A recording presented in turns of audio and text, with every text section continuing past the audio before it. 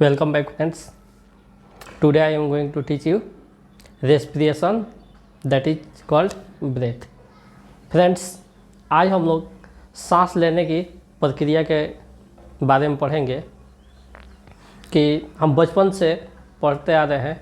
जब मैं पढ़ता था हमारे माइंड में एक क्वेश्चन आया, क्या हमारे नाक में कोई फिल्टर लगा हुआ है कि जब हम वायु से को अंदर लेते हैं तो उस फिल्टर से ऑक्सीजन छन कर हमारे अंदर चला जाता है और हम ऑक्सीजन गैस लेते हैं। तो यहीं पढ़ते हम आ रहे हैं कि हम वायुमंडल से ऑक्सीजन गैस को लेते हैं। तो फ्रेंड्स, इसके बारे में आज हम लोग का चर्चा रहेगा। तो इसके पहले कुछ इम्पोर्टेंट ऑब्जेक्टिव क्वेश्चन के बारे में पढ़ेंगे जो मैट्रिक, इंटर तथा विभिन्न कॉम्पिटिटिव एग्जाम्स के लिए बहुत ही नेसेसरी है, आवश्यक है। तो आइए फर्स्ट ऑफ ऑल हम उसको देखते हैं। पर्यावरण दिवस मनाया जाता है, यानी पर्यावरण दिवस कब मनाया जाता है? तो पर्यावरण दिवस 5 जून को मनाया जाता है। इसके बाद है सूर्य प्रकाश का कितना प्रतिशत भाग पौधों द्वारा उपयोग होता है? जब सूर्य के प्रकाश पृथ्वी तक आती है तो उसका कितना परसेंटेज पौधों द्वारा भोजन के रूप में लिया जाता है? तो ओनली 1%, 1% क्या होता है? यूज होता है सूर्य प्रकाश का पौधों के प्रकाश संश्लेषण की प्रक्रिया में। इसके बाद है वैश्विक ऊष्मन के लिए उत्तरदायी गैस है। वैश्विक ऊष्मन, जिस तरह आजकल वैश्विक महामारी के रूप में कोरोना फैला है, तो वैश्विक ऊष्मन क्या है? तो वैश्विक ऊष्मन मतलब पूरे विश्व स्तर पर ऊष्मन यानी गर्मी, हीट का उत्तरदायी कौन है? कैसे ये हीटिंग हो रहा है? ये हो रहा है CO2 गैस से। CO2 गैस यानी कार्बन डाइऑक्साइड जब पर्यावरण में अधिक मात्रा में हो रही है तो क्या हो रहा है? टेम्परेचर का लेवल बढ़ता जा रहा है, गर्मी बढ़ती जा रही है। इसके बाद है मानव हृदय में कोष्ठों की संख्या है। तो मानव हृदय में 4 कोष्ठक होते हैं, 4 कोष्ठ पाए जाते हैं। कवक में पोषण होता है, तो कवक में मृत जीवी पोषण होता है, जो आप लोग पिछले वीडियो में पढ़े हैं कि पोषण के टाइप्स में। इसके बाद है मलेरिया का परजीवी प्लाज्मोडियम होता है। पीत रस निकलता है। पीत रस कैसे निकलता है? तो यकृत से निकलता है। आइए, जैसा कि आप लोग पोस्टर पर पढ़े हैं कि हमारे नाक में कोई फिल्टर लगा है जिससे ऑक्सीजन छन का अंदर चला जाता है। भाई ऐसी बात नहीं है। तो हमारा क्वेश्चन होगा, हम सांस में ऑक्सीजन ही क्यों लेते हैं, या हम सांस में ऑक्सीजन कैसे लेते हैं? आखिर क्या कारण है कि हमारा नाक ऑक्सीजन को ही खींचता है? भाई ऐसी कोई बात नहीं है। तो क्या बात है? देखिए क्या होता है।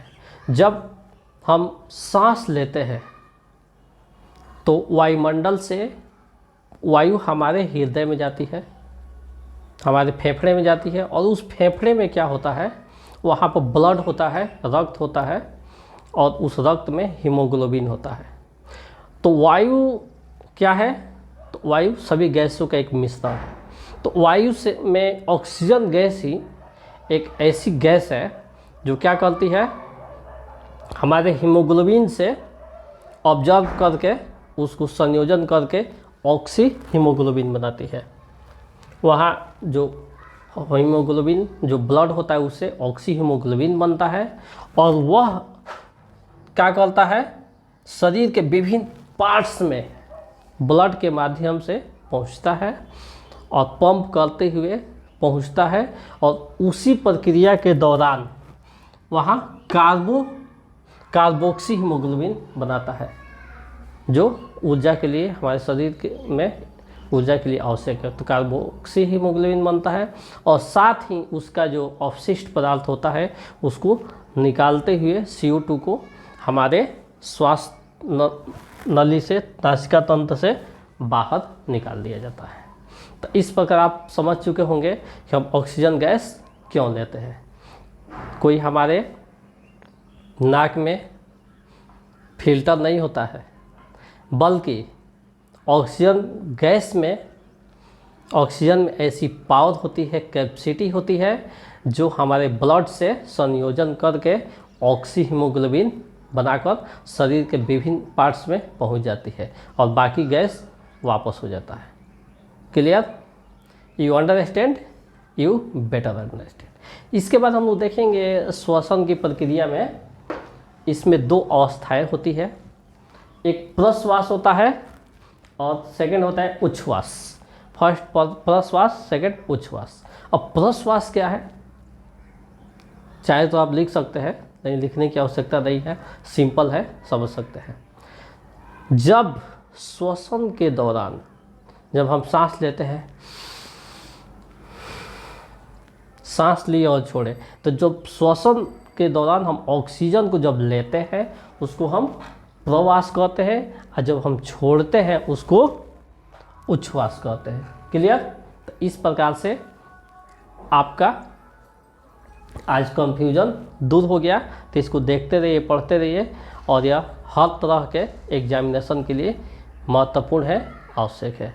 इसके साथ ही आज का स्टडी ओवर होता है। हम लोग मिलते हैं नेक्स्ट वीडियो में। तब तक के लिए आप इसको एंजॉय कीजिए। That's all.